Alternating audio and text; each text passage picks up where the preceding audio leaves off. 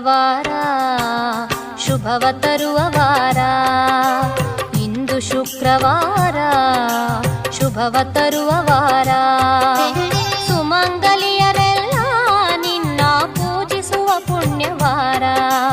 ಇಂದು ಶುಕ್ರವಾರ ಶುಭವ ತರುವ ವಾರ.